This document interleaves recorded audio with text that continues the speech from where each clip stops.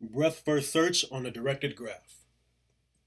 The only difference between performing a breadth first search on a directed graph and performing one on an undirected graph is that the only edges we can traverse are the ones that come out of the vertex we're currently visiting. So, let's demonstrate. We have our Q, and the starting vertex is A.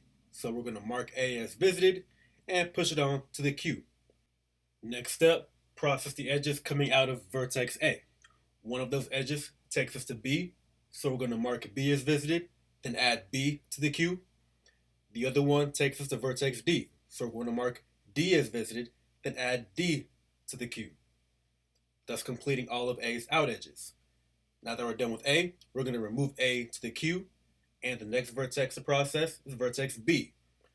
There are two edges coming out of B. One of them takes us to vertex E, so we're going to mark E as visited, and then add it to the Q. The other one takes us to vertex F, so we're going to mark F as visited, then add F to the Q. That completes all the edges coming out of B, so we're done with it, and we're going to now remove it from the Q. The next vertex to process, vertex D. Only one edge coming out of D, it takes us to G, so we're going to mark G as visited and add it to the Q, and then we're done with D. So we're going to remove D from the Q, and then the next vertex to process, vertex E.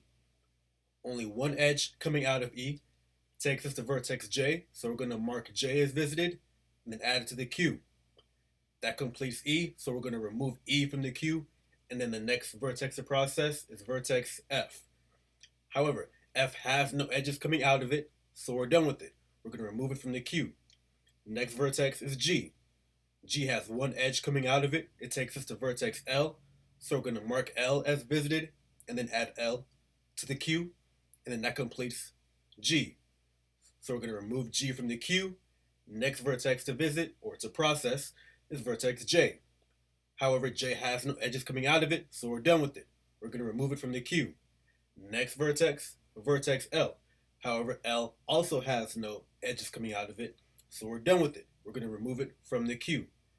The Q is now empty, thus implying that the algorithm is now finished. And in this case, the order of visitation was A, B, D, E, F, G, J, and L.